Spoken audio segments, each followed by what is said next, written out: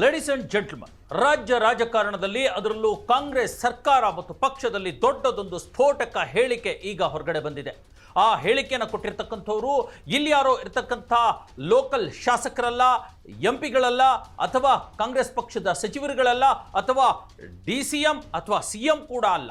AICCಯ high command ಮತ್ತು AICCಯ ಅಧ್ಯಕ್ಷರೇ ಈ ತರಹದ ಸ್ಫೋಟಕ ಹೇಳಿಕೆಯನ್ನು ಕೊಟ್ಟುಬಿಟ್ಟಿದ್ದಾರೆ.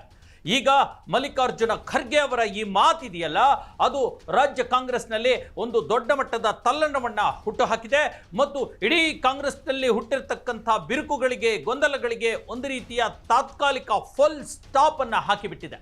ಹಾಗಾದ್ರೆ ಮಲ್ಲಿಕಾರ್ಜುನ ಖರ್ಗೆ ಏನು ಹೇಳಿದ್ರು ಮತ್ತೆ ಯಾಕೆ ಹೇಳಿದ್ರು? ಮಲ್ಲಿಕಾರ್ಜುನ ಖರ್ಗೆ ಅವರು ಸ್ವತಃ ಅವರೇ ಈ ಹೇಳಿಕೆಗಳನ್ನು ಕೊಟ್ರ ಅಥವಾ ಮಲ್ಲಿಕಾರ್ಜುನ ಖರ್ಗೆ ಅವರಿಂದ ಈ ಮಾತುಗಳನ್ನು ಹೇಳಿಸಲಾಯ್ತಾ? ಈ ಕುರಿತಂತ ಬಹಳಷ್ಟು ಒಳಮರ್ಮದ, ಒಳದನಿಯ, ಒಳಸುಳಿಯ ಮಾಹಿತಿಗಳನ್ನು ನಾನು ನಿಮಗೆ ಕೊಡ್ತೀನಿ. ನೀವು ನೋಡ್ತಾ ಇದ್ದೀರಾ ನೆಲ ಜಲ ಭಾಷೆಗಾಗಿ ಪ್ರಾಮಾಣಿಕ ಪತ್ರಿಕೋದ್ಯಮ ನಿಮ್ಮ ಫೋಕಸ್ ಟಿವಿ. ಇದು ಎಕ್ಸ್ಪ್ಲೈನರ್. ನಾನು ಹಬೀಬ್ ದಂಡಿ. ನಮ್ಮ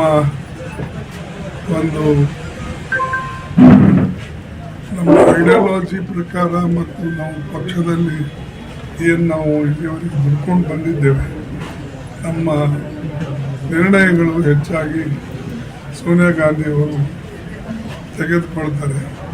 ಬಟ್ ಈಗ ಪ್ರಶ್ನೆನೇ ಉದ್ಭವಿಸೋದಿಲ್ಲ. ಎಸ್ ವೀಕ್ಷಕರೇ, ರಾಜ್ಯ ರಾಜಕಾರಣಕ್ಕೆ ಅದರಲ್ಲೂ ಕಾಂಗ್ರೆಸ್ ಪಕ್ಷ ಮತ್ತು ಸರ್ಕಾರದ ನಡುವೆ ಹುಟ್ಟಿರ್ತಕ್ಕಂಥ ಗೊಂದಲಗಳಿಗೆ ಇತಿಶ್ರೀ ಹಾಡುವಂತಹ ಸಮಯ ಈಗ ಬಂದಿದೆ. ಆ ತರಹದ ಮಾತುಗಳು, ಪ್ರತಿಕ್ರಿಯೆಗಳು, ಹೇಳಿಕೆಗಳು ಈಗ ವ್ಯಕ್ತವಾಗ್ತಾ ಇವೆ. ಈಗಾಗಲೇ CM ಸಿದ್ದರಾಮಯ್ಯನವರ ಬಣ ಮತ್ತು DCM ಆಗಿರ್ತಕ್ಕಂಥ DK ಶಿವಕುಮಾರ್ ಅವರ ಬಣ ಶತಾಯಗತಾಯ ಮುಖ್ಯಮಂತ್ರಿ ಕುರ್ಚಿಯನ್ನು ಹಿಡಿಯಲೇಬೇಕು ಅಥವಾ ಮುಖ್ಯಮಂತ್ರಿ ಕುರ್ಚಿಯನ್ನು ಉಳಿಸಿಕೊಳ್ಳಲೇಬೇಕು ಅನ್ನುವಂಥ ನಿಟ್ಟಿನಲ್ಲಿ ಅಕ್ಷರಶಃ ತಮ್ಮದೇ ಆಗಿರ್ತಕ್ಕಂಥ ತಂತ್ರ ಕುತಂತ್ರಗಳ ಮೂಲಕ ರಾಜಕಾರಣಕ್ಕೆ ಇಳಿದು ಬಿಟ್ಟಿವೆ. ಈ ಬಾರಿ ನಡೀತಾ ಇರತಕ್ಕಂಥದ್ದು ಅದು ಫೈನಲ್ ಫೈಟ್ ಅನ್ನುವಂಥ ಮಾತುಗಳು ಕೂಡ ಕೇಳಿ ಬರ್ತಾ ಇವೆ. ಈಗಾಗಲೇ ಇಡೀ ಬೆಂಗಳೂರಿನ ರಾಜಕಾರಣ, ಕಾಂಗ್ರೆಸ್ ಪಕ್ಷದ ರಾಜಕಾರಣ ದೆಹಲಿಗೆ ಶಿಫ್ಟ್ ಆಗಿಬಿಟ್ಟಿದೆ. ದೆಹಲಿಗೆ ಹಲವಾರು ಸಚಿವರು ಕೂಡ ಎಡತಾಕುವಂಥದ್ದು, ಉಭಯ ಬಣಗಳಿಂದಲೂ ಕೂಡ ಹಲವಾರು ನಾಯಕರು ತಮ್ಮ ಲಾಬಿಯನ್ನು ನಡೆಸುವಂಥದ್ದು ಮತ್ತು ಹೈಕಮಾಂಡ್ಗೆ ಒಂದು ರೀತಿಯ ಥ್ರೆಟ್ಟನ್ನು ಕೊಡುವಂಥ, ಎಚ್ಚರಿಕೆಯನ್ನು ಕೊಡುವಂಥ, ವಾರ್ನಿಂಗ್ ಮಾಡುವಂಥ ಎಲ್ಲ ಪ್ರಕ್ರಿಯೆ, ಬೆಳವಣಿಗೆಗಳು ಕೂಡ ನಡೀತಾ ಇವೆ. ಈ ಎಲ್ಲದರ ನಡುವೆ ಇಲ್ಲಿನ ನಾಯಕರು, ಇಲ್ಲಿನ ಶಾಸಕರು, ಇಲ್ಲಿನ ಸಚಿವರು ದೆಹಲಿಗೆ ಹೋಗಿ ದೆಹಲಿಯಲ್ಲಿ ಹೈಕಮಾಂಡ್ ಮಟ್ಟದ ಒಂದು ಪ್ರಯತ್ನಗಳನ್ನು ಮಾಡ್ತಾ ಇದ್ರೆ ಇದಕ್ಕೆ ಉಲ್ಟಾ ಎನ್ನುವಂತೆ ಇವತ್ತೊಂದು ಮಹತ್ವದ ಬೆಳವಣಿಗೆ ನಡೆದು ಬಿಟ್ಟಿದೆ. ಅದು AICC ಅಧ್ಯಕ್ಷ ಮಲ್ಲಿಕಾರ್ಜುನ ಖರ್ಗೆ ಅವರ ಹೇಳಿಕೆ. ಸ್ವತಃ ಹೈಕಮಾಂಡ್ ಇವತ್ತು ಬೆಂಗಳೂರಿಗೆ ಬಂದಿದೆ, ಕರ್ನಾಟಕಕ್ಕೆ ಬಂದಿದೆ. ನೋಡಿ, AICC ಅಧ್ಯಕ್ಷರಾಗಿರ್ತಕ್ಕಂಥ ಮಲ್ಲಿಕಾರ್ಜುನ ಖರ್ಗೆ ಅವರು ಇವತ್ತು ಕಲಬುರಗಿಯಲ್ಲಿ, ತಮ್ಮ ಸ್ವಜಿಲ್ಲೆ ಆಗಿರ್ತಕ್ಕಂಥ, ತವರು ಜಿಲ್ಲೆ ಆಗಿರ್ತಕ್ಕಂಥ ಕಲಬುರಗಿಯಲ್ಲಿ ಒಂದು ದೊಡ್ಡ ಮಟ್ಟದ ಸ್ಟೇಟ್ಮೆಂಟ್ ಅನ್ನು ಕೊಟ್ಟುಬಿಟ್ಟಿದ್ದಾರೆ, ಹೇಳಿಕೆಯನ್ನು ಕೊಟ್ಟುಬಿಟ್ಟಿದ್ದಾರೆ. ಅದು ರಾಜ್ಯ ಸರ್ಕಾರದ ಮತ್ತು ಕಾಂಗ್ರೆಸ್ ಪಕ್ಷದ ಗೊಂದಲಗಳಿಗೆ ಇತಿಶ್ರೀ ಹಾಡುವಂಥ, ಫುಲ್ ಸ್ಟಾಪ್ ಇಡುವಂಥ ಎಲ್ಲ ಸಾಧ್ಯತೆಗಳು ಕೂಡ ಇವೆ. ಮಲ್ಲಿಕಾರ್ಜುನ ಖರ್ಗೆ ಅವರು ಹೇಳಿರ್ತಕ್ಕಂಥ ದೊಡ್ಡ ಹೇಳಿಕೆ ಏನು ಗೊತ್ತಾ? ಬಹಳ ಪ್ರಮುಖವಾಗಿ ಮುಖ್ಯಮಂತ್ರಿ ಬದಲಾವಣೆಯ ಕುರಿತಂತೆ ಅವರೊಂದು ಮಾತನ್ನು ಹೇಳಿದ್ದಾರೆ. ಸದ್ಯಕ್ಕೆ ರಾಜ್ಯದಲ್ಲಿ CM ಬದಲಾವಣೆ ಇಲ್ಲ ಅನ್ನುವಂಥ ಮಾತನ್ನು ಹೇಳಿದ್ದಾರೆ. ಅಂದರೆ ಇನ್ನೊಮ್ಮೆ ನಾನು ಹೇಳ್ತೀನಿ, ಸದ್ಯಕ್ಕೆ ರಾಜ್ಯದಲ್ಲಿ CM ಬದಲಾವಣೆ ಇಲ್ಲ ಅನ್ನುವಂಥ ಮಾತನ್ನು ಹೇಳಿಬಿಟ್ಟಿದ್ದಾರೆ. ಹೇಳಿರೋದು ಯಾರು? AICCಯ ಅಧ್ಯಕ್ಷರು ಅಥವಾ ಇದರ ಜೊತೆಗೆ ಈ ಅಧ್ಯಕ್ಷರ ಹೇಳಿಕೆಗೆ ಸಂಬಂಧಪಟ್ಟ ಹಾಗೆ ಮತ್ತಷ್ಟು ಹೇಳಿಕೆಗಳನ್ನು ಅವರು ಕೊಡ್ತಾ ಹೋಗ್ತಾರೆ. ರಾಜ್ಯದಲ್ಲಿ ಈಗಾಗಲೇ CM ಇದ್ದಾರೆ, ಅಂದರೆ ಈಗಾಗಲೇ ನಮ್ಮ ಶಾಸಕಾಂಗ ಪಕ್ಷದ ಆಯ್ಕೆಯಾಗಿರ್ತಕ್ಕಂಥ ನಾಯಕರಿದ್ದಾರೆ, CM ಇದ್ದಾರೆ. ಹಾಗಾಗಿ CM ಬದಲಾವಣೆಯ ವಿಚಾರ ಈಗ ಚರ್ಚೆಗೆ ಬರೋದಿಲ್ಲ ಅನ್ನುವಂಥ ಒಂದು ರೀತಿಯ ಇತಿಶ್ರೀ ಹಾಡುವಂಥ ಹೇಳಿಕೆಗಳನ್ನು ಕೊಟ್ಟುಬಿಟ್ಟಿದ್ದಾರೆ.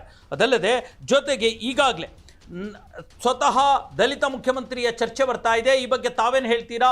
ಮಲ್ಲಿಕಾರ್ಜುನ ಖರ್ಗೆ ಅವರು ಮುಖ್ಯಮಂತ್ರಿ ಆಗ್ತಾರಲ್ಲ ಅನ್ನುವಂಥ ಮಾಧ್ಯಮದವರ ಮಾತಿಗೆ ಅವರು ಮತ್ತು ಇತಿಶ್ರೀ ಹಾಡುವಂತ ಹೇಳ್ತಾರೆ. ಏನಂದ್ರೆ, ನಾನು ಮುಖ್ಯಮಂತ್ರಿಯಾಗುವ ಪ್ರಶ್ನೆ ಈಗ ಉದ್ಭವಿಸೋದೇ ಇಲ್ಲ ಅನ್ನುವಂಥ ಮಾತನ್ನು ಹೇಳ್ತಾರೆ. ಅಂದರೆ ದಲಿತ CM ಕೂಗು ಅನ್ನುವಂಥದ್ದು ಇದೆಯಲ್ಲ, ಅದು ಈಗ ಸದ್ಯಕ್ಕೆ ಉದ್ಭವಿಸೋದೇ ಇಲ್ಲ. ಯಾಕಂದ್ರೆ ಈಗಾಗಲೇ ಒಬ್ಬ ವ್ಯಕ್ತಿ ಮುಖ್ಯಮಂತ್ರಿಯಾಗಿ ಆ ಚೇರ್ ಮೇಲೆ ಕೂತಿದ್ದಾರೆ, ಅದು ಖಾಲಿ ಇಲ್ಲ ಅನ್ನುವಂಥ ಅರ್ಥದಲ್ಲಿ ಅವರು ಹೇಳ್ತಾರೆ. ಜೊತೆಗೆ ಮುಂದುವರೆದು ಮತ್ತಷ್ಟು ವಿಚಾರಗಳನ್ನು ಹೇಳ್ತಾರೆ. ನಾಯಕತ್ವದ ಬದಲಾವಣೆ ವಿಷಯ ಆದಷ್ಟು ಬೇಗ ನಾವು ತೀರ್ಮಾನ ಮಾಡ್ತೀವಿ, ಆ ಕುರಿತ ಗೊಂದಲಗಳನ್ನು ಕೂಡ ತೀರ್ಮಾನ ಮಾಡ್ತೀವಿ, ಈ ಎಲ್ಲ ವಿಚಾರಗಳನ್ನು ಬಗೆಹರಿಸ್ತೀವಿ. ನಾನು ಮತ್ತು ಸೋನಿಯಾ ಗಾಂಧಿ ಅವರ ಜೊತೆ ಕೂತ್ಕೊಂಡು ರಾಹುಲ್ ಗಾಂಧಿ ಅವರು ಮಾತನಾಡಿ ಬಗೆಹರಿಸ್ತೀವಿ ಅನ್ನುವಂಥದ್ದು. ಜೊತೆಗೆ ರಾಜ್ಯ ಕಾಂಗ್ರೆಸ್ಸಿನ ವಿಚಾರವಾಗಲಿ ಅಥವಾ ದೇಶದ ಇತರೆ ಕಾಂಗ್ರೆಸ್ ಪಕ್ಷಗಳ ಯಾವುದೇ ವಿಚಾರವಾಗಲಿ ಅಂತಿಮ ತೀರ್ಮಾನ ಮತ್ತು ಅಂತಿಮ ಚರ್ಚೆ ನಡೆಯೋದು ಸೋನಿಯಾ ಗಾಂಧಿ ಅವರ ಎದುರುಗಡೆ. ಹಾಗಾಗಿ ಸೋನಿಯಾ ಗಾಂಧಿ ಅವರ ತೀರ್ಮಾನವೇ ಅಂತಿಮವಾಗಿರುತ್ತೆ ಅನ್ನುವಂಥ ಮಾತನ್ನು ಕೂಡ ಮಲ್ಲಿಕಾರ್ಜುನ ಖರ್ಗೆ ಹೇಳಿದ್ದಾರೆ. ಹಾಗಾಗಿ ಮತ್ತೊಂದು ಮಾತನ್ನು ಹೇಳ್ತಾರೆ, ಸಿಎಂ ಬದಲಾವಣೆಯ ಸಮಯ ಬಂದರೆ ಆಗ ಬೇಕಿದ್ರೆ ಚರ್ಚೆ ಮಾಡಬಹುದು, ಈಗ ಅಂತಹದ ಸಮಯ ಬಂದಿಲ್ಲ ಅನ್ನುವಂಥ ಮಾತು ಹೇಳ್ತಾರೆ. ಜೊತೆಗೆ ಸಿಎಂ ಬದಲಾವಣೆಗೆ ಇನ್ನೂ ಸಮಯ ಇದೆ ಅನ್ನುವಂಥ ಒಂದು ಅಂತಿಮ ಮಾತನ್ನು ಹೇಳ್ತಾರೆ. ಅಂದ್ರೆ ಅದರ ಅರ್ಥ ಸಿಎಂ ಬದಲಾವಣೆಗೆ ನೀವು ಯಾವ ರೀತಿಯಾದರೂ ತಗೋಬಹುದು. 2028ಕ್ಕೆ ರಾಜ್ಯದಲ್ಲಿ ಚುನಾವಣೆ ಆಗುತ್ತೆ, 28ರವರೆಗೂ ಕೂಡ ಸಮಯ ಇದೆ ಅಂತ ಹೇಳ್ತಿದ್ದಾರೋ, ಅಥವಾ ಮೇ 4ಕ್ಕೆ ಈಗ ಪಂಚರಾಜ್ಯ ಚುನಾವಣೆಗಳ ರಿಸಲ್ಟ್ ಕೂಡ ಬರ್ತಾ ಇದೆ, ಅದ್ರ ಜೊತೆಗೆ ಕರ್ನಾಟಕದ 2 ಬೈ ಎಲೆಕ್ಷನ್ ಕ್ಷೇತ್ರಗಳ ರಿಸಲ್ಟ್ ಕೂಡ ಬರ್ತಾ ಇದೆಯಲ್ಲ, ಅದರ ನಂತರ ಈ ಒಂದು ಚರ್ಚೆಗೆ ಸೂಕ್ತ ಸಮಯ ಅಂತ ಹೇಳ್ತಿದ್ದಾರೆ. ಹಾಗಾಗಿ ಸಿಎಂ ಬದಲಾವಣೆಗೆ ಇನ್ನೂ ಸಮಯ ಇದೆ ಅನ್ನುವಂಥ ಮಾತನ್ನು ಹೇಳ್ತಿದ್ದಾರೆ. ಹಾಗಾಗಿ ಮಲ್ಲಿಕಾರ್ಜುನ ಖರ್ಗೆ ಅವರ ಈ ಮಾತಿದೆಯಲ್ಲ ಬಹಳ ಪ್ರಮುಖವಾಗಿ, ಸದ್ಯಕ್ಕೆ ರಾಜ್ಯದಲ್ಲಿ ಸಿಎಂ ಬದಲಾವಣೆ ಇಲ್ಲ ಅನ್ನುವಂಥ ಮಾತಿದೆಯಲ್ಲ, ಹಾಗಾಗಿ ಅಲ್ಲೂ ಜೊತೆಗೆ ಸಿಎಂ ಕುರ್ಚಿ ಖಾಲಿ ಇಲ್ಲ ಅನ್ನುವಂಥ ಮಾತುಗಳನ್ನು ಹೇಳ್ತಿದ್ದಾರಲ್ಲ, ಇದು ಮಲ್ಲಿಕಾರ್ಜುನ ಖರ್ಗೆ ಅವರ ಮನಸ್ಸಿಂದ ಬಂದಿರತಕ್ಕಂಥ AICC ಅಧ್ಯಕ್ಷರ ಮಾತು, ಅಥವಾ ಈಗಾಗಲೇ ಸಿದ್ದರಾಮಯ್ಯನವರ ಬೆನ್ನಿಗೆ ನಿಂತಿರ್ತಕ್ಕಂಥ ಅವರಿಗೆ ಪರವಾಗಿರ್ತಕ್ಕಂಥ ರಾಹುಲ್ ಗಾಂಧಿ ಅವರೇ ಹೇಳಿ ಕಳಿಸಿರ್ತಕ್ಕಂಥ ಮಾತು ಅನ್ನುವಂಥದ್ದು ಸ್ಪಷ್ಟಗೊಳ್ಳಬೇಕಾಗಿದೆ. ಆ ಅನುಮಾನಗಳು ಕೂಡ ಹುಟ್ಕೊಳ್ತಾ ಇವೆ. ಸ್ವತಃ ರಾಹುಲ್ ಗಾಂಧಿ ಸೋನಿಯಾ ಗಾಂಧಿ ಅವರ ಮನವೊಲಿಸಿ ಸಿದ್ದರಾಮಯ್ಯನವರನ್ನೇನಾದರೂ ಸಿಎಂ ಕುರ್ಚಿಯಿಂದ ಇಳಿಸಿಬಿಟ್ರೆ ಕಾಂಗ್ರೆಸ್ ಪಕ್ಷಕ್ಕೆ ದೊಡ್ಡ ಒಂದು ರೀತಿಯ ಕಂಟಕ ಕಾದಿದೆ ಅನ್ನುವಂಥ ಮಾತನ್ನು ಮನವರಿಕೆ ಮಾಡಿ ತಾವು ಹೇಳಲಾರದೆ ಮಲ್ಲಿಕಾರ್ಜುನ ಖರ್ಗೆ ಅವರಿಗೆ ಹೇಳಿ ಕಳಿಸಿದ್ದಾರೆ. ಹಾಗಾಗಿ ಕರ್ನಾಟಕಕ್ಕೆ ಬಂದ ಮಲ್ಲಿಕಾರ್ಜುನ ಖರ್ಗೆ ಈ ಮಾತನ್ನು ಹೇಳ್ತಿದ್ದಾರೆ, ಈಗ ಸಿಎಂ ಕುರ್ಚಿ ಖಾಲಿ ಇಲ್ಲ, ಬದಲಾವಣೆಯ ಮಾತೇ ಇಲ್ಲ ಅನ್ನುವಂಥ ಮಾತುಗಳು ಕೂಡ ಕೇಳಿ ಬರ್ತಾ ಇದೆ. ಹಾಗಾದರೆ ವೀಕ್ಷಕರೇ, ಈ ಎಲ್ಲ ಬೆಳವಣಿಗೆಗಳಿಂದ ಸ್ವತಃ ಮಲ್ಲಿಕಾರ್ಜುನ ಖರ್ಗೆ ಅವರ ಮಾತಿನಿಂದ ಒಂದು ವಿಚಾರ ಸ್ಪಷ್ಟಗೊಳ್ತಾ ಇದ್ರೆ, ಈ ಸದ್ಯಕ್ಕೆ ಮುಖ್ಯಮಂತ್ರಿಯಾಗಿ ಸಿದ್ದರಾಮಯ್ಯನವರೇ ಮುಂದುವರಿತಾರೆ, ಅವರ ಸದ್ಯಕ್ಕೆ ಸಿಎಂ ಬದಲಾವಣೆ ಇಲ್ಲ ಅನ್ನುವಂಥದ್ದಂತೂ ಸ್ಪಷ್ಟ ಆಯಿತು. ಇದರ ಇನ್ನೊಂದು ಒಳ ಹೊಡೆತ ಅಥವಾ ಒಳಮರ್ಮ ಏನು ಅಂತಂದರೆ, DK ಶಿವಕುಮಾರ್ ಅವರಿಗೆ ಸಿಎಂ ಕುರ್ಚಿ ಸಿಗುವಂಥದ್ದು ಕೇವಲ ಕನಸಾಗಿಯೇ ಉಳಿದಿದೆ, ಈ ಸದ್ಯಕ್ಕೆ ಅದು ಸಾಧ್ಯ ಇಲ್ಲದೆ ಇರತಕ್ಕಂಥದ್ದು ಅನ್ನುವಂಥದ್ದು DK ಶಿವಕುಮಾರ್ ಬಣಕ್ಕೂ ಮತ್ತು DK ಶಿವಕುಮಾರ್ಗೂ ರಾಜ್ಯದಲ್ಲಿರ್ತಕ್ಕಂಥ ಇತರೆ ಕಾಂಗ್ರೆಸ್ ನಾಯಕರಿಗಳಿಗೂ ಈ ಭಿನ್ನಮತ ಬಂಡಾಯವನ್ನು ಮಾಡ್ತಾ ಇರತಕ್ಕಂಥ ಎಲ್ಲರಿಗೂ ಕೂಡ ಮಲ್ಲಿಕಾರ್ಜುನ ಖರ್ಗೆ ಒಂದು ದೊಡ್ಡ ಮೆಸೇಜ್ ಅನ್ನು ಕೊಟ್ಟಿದ್ದಾರೆ. ಈಗಾಗಲೇ ಇಲ್ಲಿ ಚೀಫ್ ಮಿನಿಸ್ಟರ್ ಇದ್ದಾರೆ, ಬದಲಾವಣೆ ಆಗತಕ್ಕಂಥ ಮಾರ್ಗದಲ್ಲಿ ಸೋನಿಯಾ ಗಾಂಧಿಯವರು, ರಾಹುಲ್ ಗಾಂಧಿಯವರು ಅಥವಾ ನಾವು ಸೇರಿ ನಿರ್ಣಯ ತೆಗೆದುಕೊಳ್ಬೇಕು ಅಂದರೆ ಅದು ಸ್ವಲ್ಪ ಸಮಯ ಹಿಡಿಯುತ್ತದೆ. ಎಸ್ ವೀಕ್ಷಕರೇ, ಹಾಗಾದರೆ ಈ ಪರಿಸ್ಥಿತಿಯಲ್ಲಿ ಮತ್ತೆ ರಾಜ್ಯ ರಾಜಕಾರಣದಲ್ಲಿ ಕಾಂಗ್ರೆಸ್ನಲ್ಲಿ ಯಾವೆಲ್ಲ ಬೆಳವಣಿಗೆಗಳು ಹುಟ್ಟುಕೊಳ್ಳುತ್ತೆ, ಮತ್ತೆ ಇದು ಸಂಘರ್ಷ ತಾರಕಕ್ಕೆ ಏರುತ್ತಾ, DK ಶಿವಕುಮಾರ್ ತಮ್ಮದೇ ಆಗಿರ್ತಕ್ಕಂಥ ತೀರ್ಮಾನಗಳನ್ನು ತೆಗೆದುಕೊಳ್ತಾರಾ? ಯಾಕಂದರೆ ಈಗಾಗಲೇ ಅಮಿತ್ ಶಾ ಮೇ 9ಕ್ಕೆ ಯಡಿಯೂರಪ್ಪನವರ ಅಭಿಮಾನೋತ್ಸವದ ಹೆಸರಿನಲ್ಲಿ ರಾಜ್ಯಕ್ಕೆ ಬಂದು ಇಲ್ಲಿ ಮತ್ತೆ ಬೇರೆ ರೀತಿಯ ರಾಜಕಾರಣಕ್ಕೆ ತಯಾರಾಗ್ತಿದ್ದಾರೆ. ಆ ರಾಜಕಾರಣಕ್ಕೆ, ಅಮಿತ್ ಶಾ ರಾಜಕಾರಣಕ್ಕೆ ಇಲ್ಲಿನ ಕಾಂಗ್ರೆಸ್ ನಾಯಕರು ಕೈ ಜೋಡಿಸ್ತಾರಾ? ಸಿಟ್ಟಿಗೆದ್ದು ಸಿಡಿದೆದ್ದು ಅಥವಾ ಹೈಕಮಾಂಡ್ ಆದೇಶವನ್ನು ಪಾಲಿಸ್ತಾರಾ?